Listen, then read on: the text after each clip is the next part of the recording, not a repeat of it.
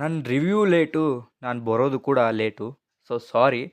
ನಿನ್ನೆ ಸಂಡೇ ನಾನು 'ರಕ್ಕಸ ಪುರದೋಳ್' ಸಿನಿಮಾ ನೋಡ್ಕೊಂಡು ಬಂದೆ. ಸೊ ಹೇಗಿದೆ, ನನಗಿಷ್ಟ ಆಯ್ತಾ ಇಲ್ವಾ, ಏನೇನು ಕಷ್ಟ ಆಯಿತು ಅಂತ ತುಂಬ ಡೀಟೇಲಾಗಿ ತಿಳಿಸ್ಕೊಡ್ತೀನಿ. ಸೊ ವಿಡಿಯೋ ಕೊನೆವರೆಗೂ ನೋಡಿ, ಇಷ್ಟ ಆದರೆ ಮಾತ್ರ ಸಬ್ಸ್ಕ್ರೈಬ್ ಮಾಡಿಕೊಂಡು ಸಪೋರ್ಟ್ ಮಾಡಿ. ಈ ಸಿನಿಮಾದ ಆನ್‌ಲೈನ್ ಸ್ಟೋರಿ ಏನಪ್ಪ ಅಂದರೆ, ಒಬ್ಬ ಜವಾಬ್ದಾರಿ ಇಲ್ಲದೇ ಇರೋ ಪೊಲೀಸ್ ಒಂದು ಊರಿಗೆ ಟ್ರಾನ್ಸ್ಫರ್ಮ್ ಆಗ್ತಾನೆ. ಸೊ ಆ ಊರಲ್ಲಿ ಆ ಥರ ಏನು ಕೇಸ್ ನಡೀತಾ ಇರಲ್ಲ. ಬಟ್ ಒಂದಿನ ಇದಕ್ಕಿಂತ ಸರಣಿ ಕೊಲೆಗಳು ಆಗಕ್ಕೆ ಸ್ಟಾರ್ಟ್ ಆಗುತ್ತೆ. ಸೊ ಅದನ್ನು ಯಾರು ಮಾಡಿದ್ದು, ಯಾಕೆ ಆಗ್ತಾ ಇದೆ, ಹಾಗೆ ನಮ್ಮ ಪೊಲೀಸ್ ಯಾವ ಥರ ಕಣ್ಣು ಹಿಡಿತಾನೆ ಅನ್ನೋದೇ ಈ ಸಿನಿಮಾ. ಸೊ ನೀವು ಸಿನಿಮಾ ನೋಡಿದ್ರೆ ಗೊತ್ತಾಗುತ್ತೆ. ಸೊ ಸಿನಿಮಾದಲ್ಲಿ ನನಗೆ ಇಷ್ಟ ಆಗಿದೆ ಏನಪ್ಪ ಅಂದರೆ ಸೆಕೆಂಡ್ ಹಾಫ್ ಯಾವ ಥರ ಸೀರಿಯಸ್ ಆಗುತ್ತೆ ಸಿನಿಮಾ ಅಂದರೆ, ನಮಗೂ ಕೂಡ ಏನೋ ಸಖತ್ ಇಂಟ್ರೆಸ್ಟಿಂಗ್ ನಡೀತಾ ಇದ್ದಾರೆ ಅಂತ ಅನಿಸುತ್ತೆ. ಸೆಕೆಂಡ್ ಹಾಫ್ ಮಾತ್ರ ಚೆನ್ನಾಗಿ ಬರೆದಿದ್ದಾರೆ ಆ್ಯಂಡ್ ಚೆನ್ನಾಗಿ ಕೂಡ ಇದೆ. ನನಗಂತೂ ಸಖತ್ತಾಗಿ ಇಷ್ಟ ಆಯಿತು. ಆ ಗ್ರಿಪ್ಪಿಂಗ್ನೆಸ್ ನಂಗೆ ತುಂಬ ಇಷ್ಟ ಆಯಿತು.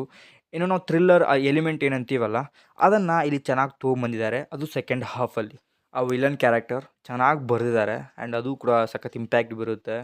ಈವನ್ ಈ ಥರ ಸ್ಟೋರಿ ತೊಗೊಂಡು ಹೋಗಿದ್ದಾರಲ್ಲ, ಅದು ತುಂಬ ಚೆನ್ನಾಗಿತ್ತು ನನಗೆ. ಸಿಂಪಲ್ ಸ್ಟೋರಿ ಅಂತಲ್ಲ, ಬಟ್ ಚೆನ್ನಾಗಿರೋ ಒಂದು ಸ್ಟೋರಿ ತೊಗೊಂಡಿದ್ದಾರೆ. ಆ ಒಂದು ಚೆನ್ನಾಗಿರೋ ಸ್ಟೋರಿಗೆ ಚೆನ್ನಾಗಿರೋ ಸ್ಕ್ರೀನ್ ಪ್ಲೇನ ಯಾಡ್ ಮಾಡಿದರೆ ಸೆಕೆಂಡ್ ಹಾಫಲ್ಲಿ ತುಂಬ ಇಷ್ಟ ಆಗುತ್ತೆ. ಆಮೇಲೆ ಫಾಸ್ಟ್ ಸ್ಕ್ರೀನ್ ಪ್ಲೇ ಇದೆ ಸೆಕೆಂಡ್ ಹಾಫಲ್ಲಿ. ಈವನ್ ಆ ಕ್ಯಾರೆಕ್ಟರ್ ಇಂಟ್ರೊಡಕ್ಷನ್, ಆ ವಿಲನ್ ಕ್ಯಾರೆಕ್ಟರ್ ಚೆನ್ನಾಗಿ ಬರೆದಿದ್ದಾರೆ. ಬೇಸಿಕಲಿ ಸಖತ್ ಇಷ್ಟ ಆಯ್ತು ನನಗೆ ಆ ವಿಲನ್ ಕ್ಯಾರೆಕ್ಟರು. ಇವನ್ ಚೆನ್ನಾಗಿ ತೊಗೊಂಡು ಹೋಗ್ತಾರೆ ಸೆಕೆಂಡ್ ಹಾಫಲ್ಲಿ ಆ್ಯಂಡ್ ಕ್ಲೈಮ್ಯಾಕ್ಸ್ ಕೂಡ ಚೆನ್ನಾಗಿ ಬರೆದಿದ್ದಾರೆ ಆ್ಯಂಡ್ ಚೆನ್ನಾಗಿ ಕೂಡ ಮಾಡಿದ್ದಾರೆ.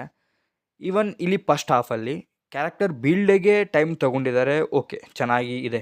ಬಟ್ ಅದನ್ನು ನಾನು ಮುಂದಿನದ್ರಲ್ಲಿ ಹೇಳ್ತೀನಿ. ಇಲ್ಲಿ ಬೇಡ.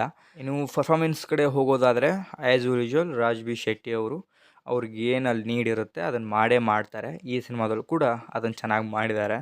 ಇವನ್ ಆ ವಿಲನ್ ಕ್ಯಾರೆಕ್ಟರ್ ಮಾಡಿದಂಥವ್ರು ನಂಗೆ ಸಖತ್ ಇಷ್ಟ ಆದರು ಆ್ಯಂಡ್ ಚೆನ್ನಾಗಿತ್ತು ಅವ್ರ ಕ್ಯಾರೆಕ್ಟರು.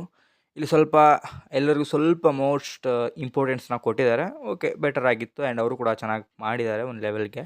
ಇನ್ನು ಅರ್ಜುನ್ ಜನ್ಯ ಅವರು ಚೆನ್ನಾಗಿ ಕೊಟ್ಟಿದ್ದಾರೆ ಒಂದು ಲೆವೆಲ್ಗೆ.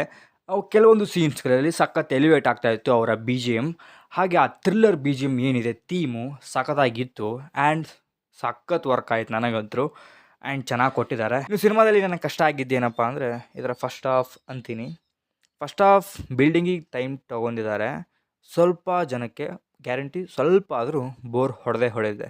ಈವನ್ ಕಾಮಿಡಿಯಿಂದ ಕೆಲವು ಜನಗಳಿಗೆ ಬೋರ್ ಹೊಡೆದೇ ಇರ್ಬೋದು. ಬಟ್ ನನಗೆ ಸ್ವಲ್ಪ ಬೋರ್ ಹೊಡೀತು. ಇನ್ನೂ ಸ್ವಲ್ಪ ಅಲ್ಲಿನೋ ಎಲಿಮೆಂಟ್ಸ್ನ ಹಾಕ್ಬೋದಿತ್ತು. ಸೆಕೆಂಡ್ ಹಾಫಲ್ಲಿ ಎಷ್ಟು ಸೀರಿಯಸ್ ಆಗಿರುತ್ತೋ ಸಿನಿಮಾ, ಫಸ್ಟ್ ಹಾಫಲ್ಲಿ ಸ್ವಲ್ಪ ಎಲ್ಲೋ ಲೇಜಿ ರೇಟಿಂಗ್ ಇದೆ ಅಂತ ನನಗೆ ಅನ್ನಿಸ್ತು. ನಂಗೆ ಸೆಕೆಂಡ್ ಮಾತ್ರ ಸಖತ್ತಾಗಿ ವಾಚ್ ಆಯಿತು. ಫಸ್ಟ್ ಹಾಫ್ ಇನ್ನೂ ಚೆನ್ನಾಗಿದ್ದಿದ್ರೆ ಬೆಟರ್ ಎಕ್ಸ್ಪೀರಿಯನ್ಸ್ ಕೊಡ್ತಿತ್ತು ಸೆಕೆಂಡ್ ಹಾಫ್ ಅಂತ ನಾನು ಅಂತೀನಿ. ಬಟ್ ಅವ್ರಿಗೆ ಗೊತ್ತಿಲ್ಲ ಯಾವ ಥರ ಲೆವೆಲ್ಗೆ ಇಂಟ್ರೊಡಕ್ಷನ್ ಟೈಮ್ ತೊಗೊಂಡು ಕ್ಯಾರೆಕ್ಟರ್ ಚೆನ್ನಾಗಿ ಬಿಲ್ಡ್ ಮಾಡಿ ಸೆಕೆಂಡ್ ಹಾಫಲ್ಲಿ ಅದನ್ನು ಚೆನ್ನಾಗಿ ಇಟ್ಟಿದ್ದಾರೆ. ಟೋಟಲ್ ಆಗಿ ಹೇಳೋದಾದರೆ ಇದೊಂದು ಗುಡ್ ಸಿನಿಮಾನೇ. ಫಸ್ಟ್ ಹಾಫ್ ಬೋರ್ ಸ್ವಲ್ಪ ಹೊಡೆಯುತ್ತೆ. ಬಟ್ ನಾನು ಇರಿಟೇಷನ್ ಆಗಲ್ಲ ಯಾವುದು ಕೂಡ ಈ ಸಿನಿಮಾ. ಒಂದು ಗುಡ್ ವಾಚ್ ಆಗೇ ಆಗುತ್ತೆ. ಸೊ ಥ್ರಿಲ್ಲರ್ ಸಿನಿಮಾ ನೋಡಬೇಕು ಆ್ಯಂಡ್ ಬೇರೆ ಬೇರೆ ಭಾಷೆಗಳಲ್ಲಿ ಆ ಥರ ಬರ್ತಾಯಿದೆ ಈ ಥರ ಬರ್ತಾಯಿದೆ ಅನ್ನೋದಕ್ಕಿಂತ ನಮ್ಮ ಕನ್ನಡದಲ್ಲೂ ಕೂಡ ಒಂದೊಳ್ಳೆ ಥ್ರಿಲ್ಲರ್ ಬಂದಿದೆ. ನೋಡಿ, ನಿಮಗೂ ಕೂಡ ಸಖತ್ ಇಷ್ಟ ಆಗ್ಬೋದು. ಸೊ ಇದಾಗಿತ್ತು ನನ್ನ ರಿವ್ಯೂ. ಸೊ ತುಂಬ ದಿನ ಆಯಿತು ವೀಡಿಯೋ ಮಾಡಿ. ಸೊ ತುಂಬ ಸಿನಿಮಾಗಳನ್ನ ನಾನು ನೋಡಿದ್ದೀನಿ, ಬಟ್ ರಿವ್ಯೂ ಕೊಡೋಕ್ಕೆ ಟೈಮ್ ಇರಲಿಲ್ಲ. ಸ್ವಲ್ಪ ಟ್ರಾವೆಲಿಂಗಲ್ಲಿದ್ದೆ. ಸೊ ಕೆಲವೊಂದು ಒ ಟಿ ಟಿಯಲ್ಲಿ ನೋಡಿದ್ದೀನಿ, ಅವನು ಕೂಡ ರಿವ್ಯೂ ಬರುತ್ತೆ. ಅವು ತುಂಬ ದಿನ ಆಗಿರಲಿ, ಬಟ್ ರಿವ್ಯೂ ಮಾಡೇ ಮಾಡ್ತೀನಿ. ಎಷ್ಟು ವಿಡಿಯೋ ಬರುತ್ತೋ ಗೊತ್ತಿಲ್ಲ. ಒಟ್ಟಿನಲ್ಲಿ ಬ್ಯಾಕ್ ಟು ಬ್ಯಾಕ್ ವಿಡಿಯೋಸ್ ಅಂತೂ ಇನ್ಮೇಲಿಂದ ಬರುತ್ತೆ. ಸೊ ಮತ್ತೆ ಸಿಗುವ. Signing off Karthik.